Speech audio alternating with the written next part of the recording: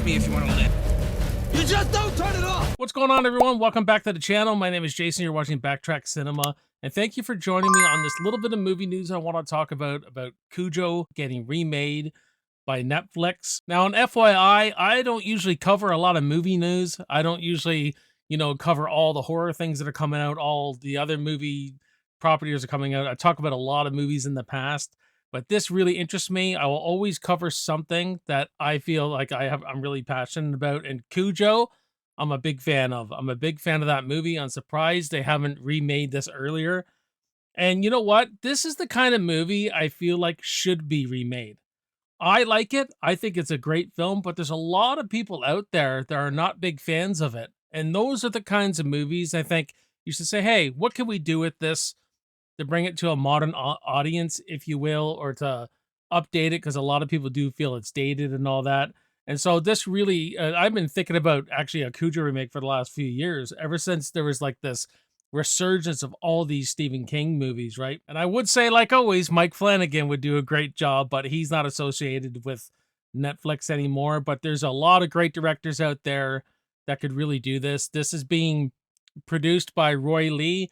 He's done a lot of good things lately with like Late Night with the Devil. I think he did Barbarian. He's no stranger to horror, so I don't know a lot about him as a producer and everything, but we're going to read a little article together from Bloody Disgusting just to get so you know that this legit news, but it could fall apart. Who knows? When you get a director in there, writers, collaborations like that, you could have different visions and all that, and we could get nothing. Who knows? But as far as we know now, Netflix really wants to put this together. So I'm going to read this to you guys, and I'll pop it on the screen too, so you can kind of read along in post. So yeah, let's run through this. So Stephen King's Killer Canine is coming back to life, with Deadline reporting this afternoon that Netflix and producer Roy Lee are developing a brand new Cujo movie.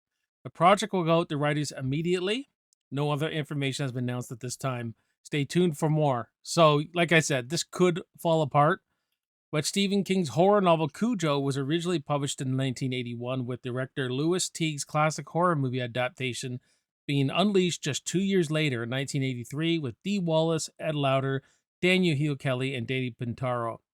Starred in the original adaptation of Kujo, where a friendly Saint Bernard contracts rabies and embarks on a reign of terror. I'll run down the novel synopsis. Is outside a peaceful town in central Maine, a monster is waiting. Kujo is a 200-pound Saint Bernard, the best friend Brett Camber has ever had. Kujo chases a rabbit into a cave inhabited by sick bats and emerges as something new altogether. Meanwhile, Vic and Donna Trenton and their young son Tad move to Maine.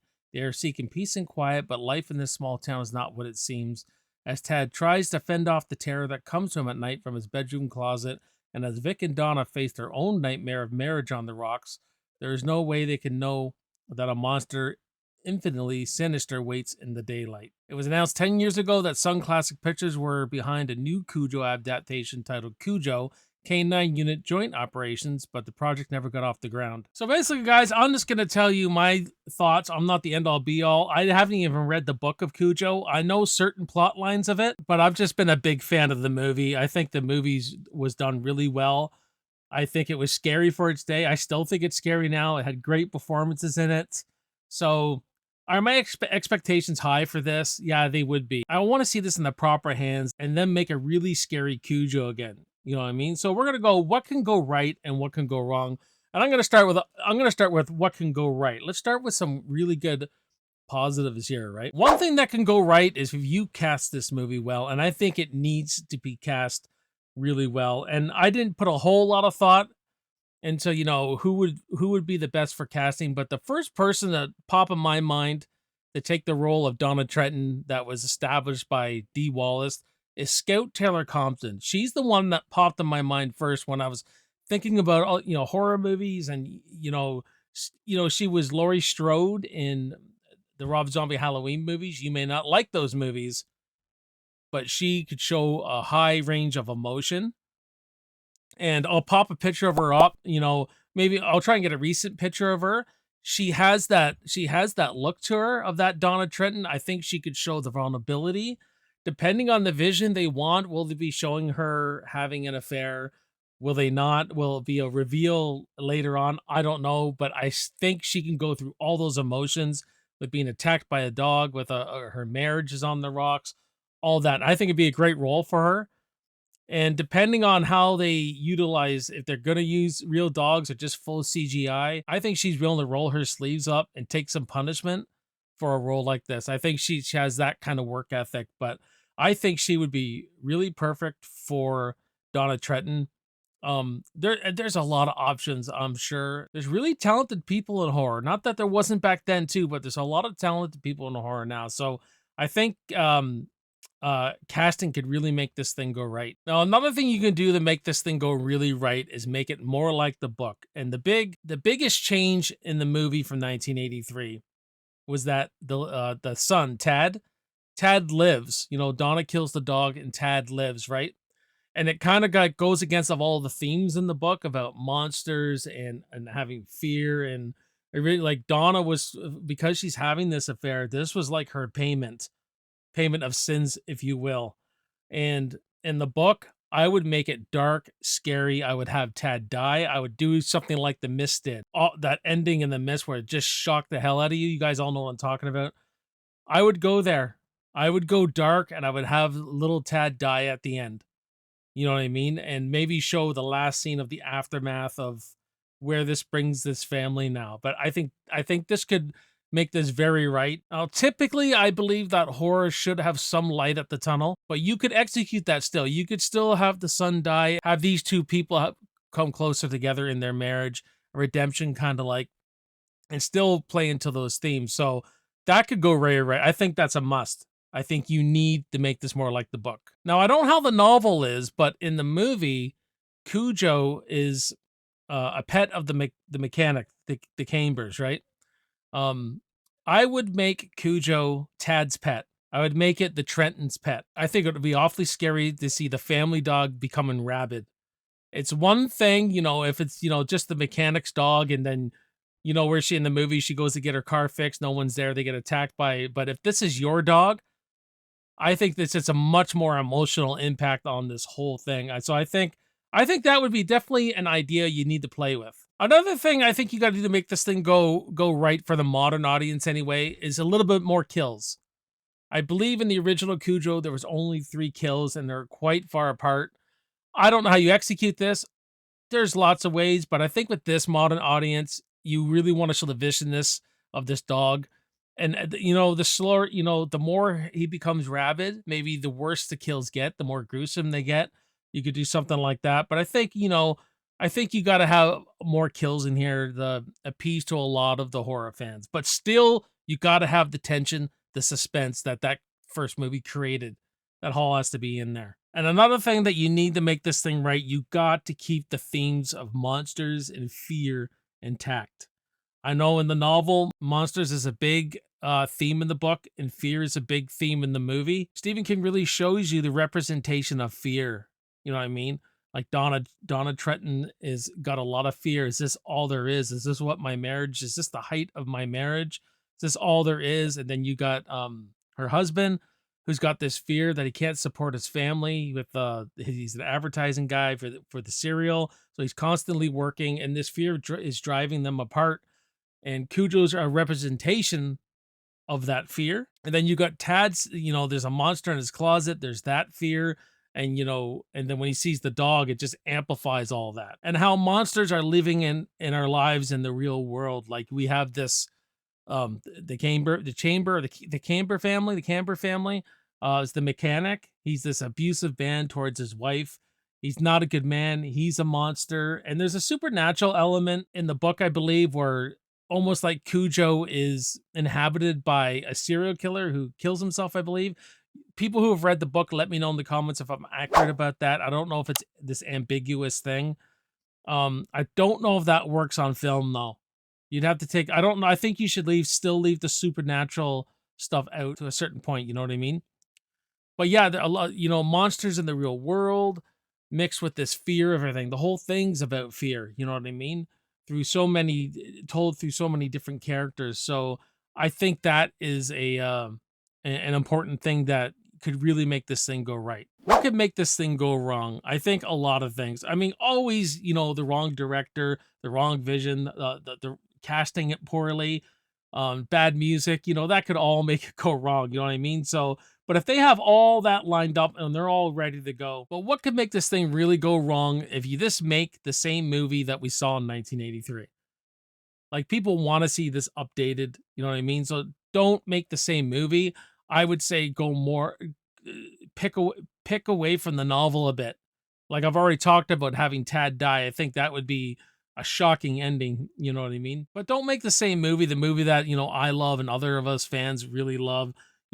Give us something a little different. You work it in a different way. Wouldn't it be awesome too if Dee Wallace was like the mother of Donna Trenton or something like that? You could just like shove her in there, but only if it serves the story well, I'd say. I think the big elephant in the room that we all say when we think of a Kujo remake is the overuse of CGI. They can't CGI the crap out of this, man. They got to find a way to balance this.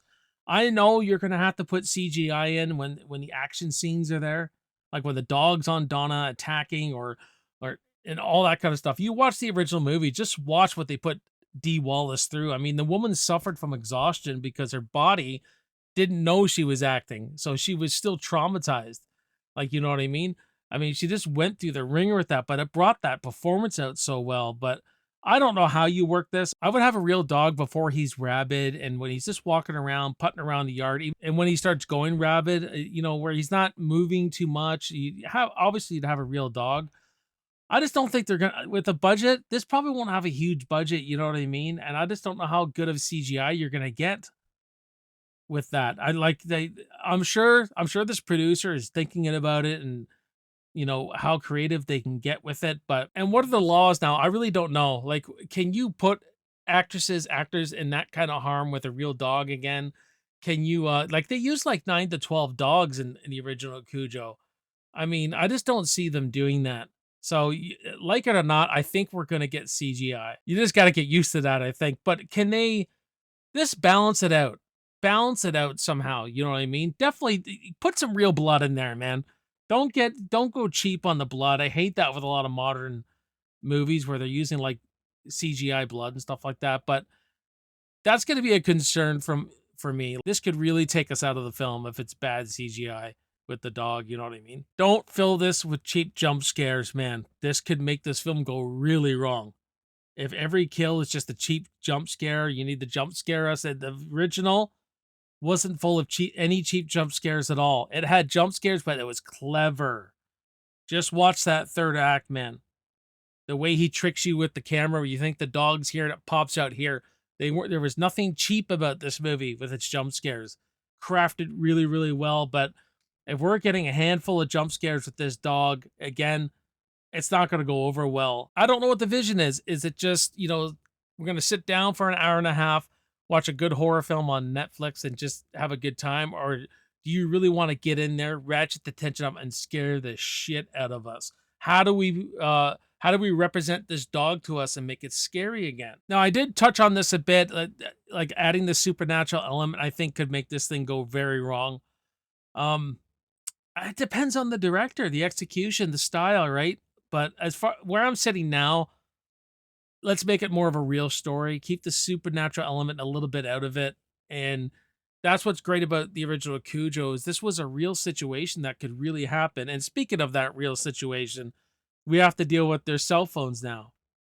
There is so many ways that Donna could have got out of this if she had a cell phone, but we could work around that. You got to get her in the middle of nowhere with her car broken down and her phone not working. That's how this is going to work, unless they're redoing this in such a different way. I do not know, but and I think you could overcome that pretty easily. You know what I mean? Everybody's car dies. That still happens now with all the technology we have, and phones die all the time. Mine's dying all the freaking time. So I know that could really happen. And Donna's been distracted because of this affair she's having. She calls off this affair.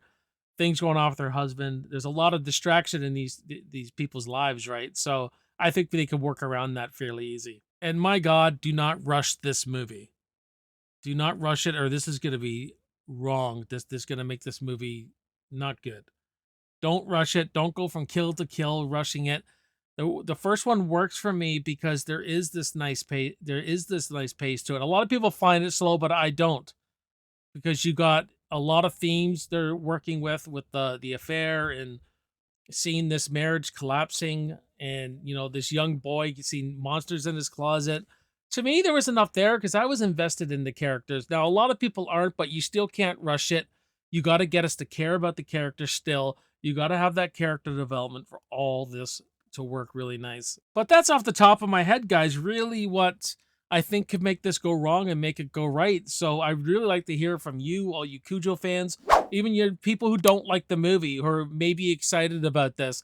Let me know what you want to see out of it. What could go wrong for you? What could go right? And this wasn't a series, guys. Like I said, this idea of what can go wrong, what can go right. We could probably do more remake discussions about this, or potential remakes. So let me know if you want to see another one. I mean, Terminator would be a good topic for what could go right, what could go wrong. But anyways, yeah, let me know in the comments. I really appreciate you guys watching this video and all that. And I have reviewed the original Cujo, so go check it out. I'll put a card right there. You can check that out. There's your next video to watch. My name is Jason. You're watching Backtrack Cinema. I'll see you next time, and I will see you in the movies. Cheers.